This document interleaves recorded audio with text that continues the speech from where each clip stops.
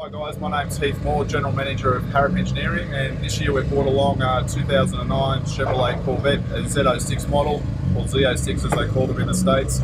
Pretty excited to be here for the first year as a corporate sponsor and also a competitor.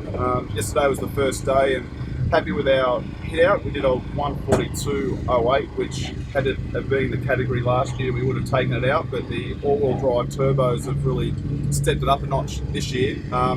The car's got quite a few mods to it, but all bolt-on and mostly Harrop products. Being Clubsprint class, have to run a street tyre, so a tread wear rating I think over 140. Our tyres are well above that. They're a Michelin Pilot Sport 2, as used on a Dodge Viper and a Porsche Carrera GT3 OE spec tyre, so a 315 front width and a 345 on the rear.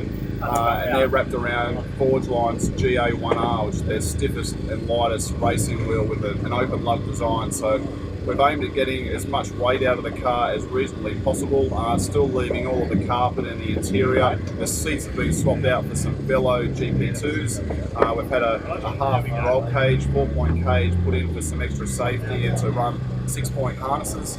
And suspension package has been actually sourced from the US. Being a Corvette, there's a huge market for track guys with that model. Danny Pop from Ohio has given us a pretty good formula with JRI shocks, roll bars, spherical bearings, and overall it's handling really well. We've just dialed in the suspension a little bit yesterday, taken a few adjustments based on Ben's feedback, and the lap times came down a reasonable amount, and today we're hoping to crack the 141s. So with any luck we'll get on the podium, but it's been a great first day and looking forward to a big day today. It's got a factory LS7 motor, which is a 7-litre naturally aspirated GM Performance hand-built motor. We've taken the standard manifold off that. In standard form it makes 505 horsepower.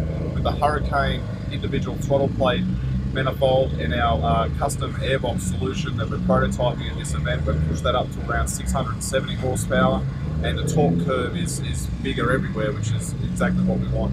Features of the Hurricane: it uses the factory fly-by-wire, so it actually has a GM throttle controller, so all of the functionality of the computer is the same, and the individual throttle plates are 58 millimeters in diameter, which compares to, and there's 8 of those, which compares to a single 92 millimeter throttle plate on the factory motor.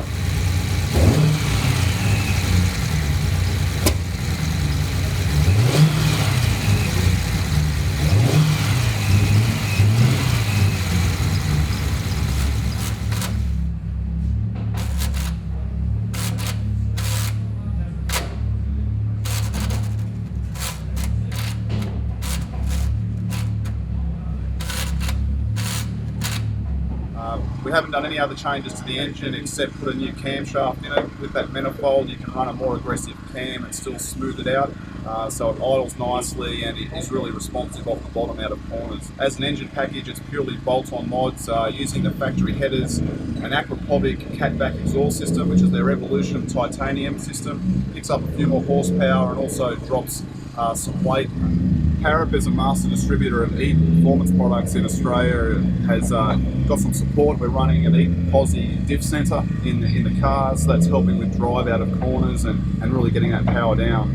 Aquapovic, as I mentioned, has the exhaust system, and Forge Line Wheels, as a distributor within Australia, have come up with a fantastic fitment, their lightest and most stiffest wheel. Harrop with foundations in V8 touring cars is synonymous with brake kits. We run an ultimate kit on the Corvette. It's a 15-inch or 380mm front rotor with our 6-piston ultimate caliper, and a 14-inch or 355mm rear rotor.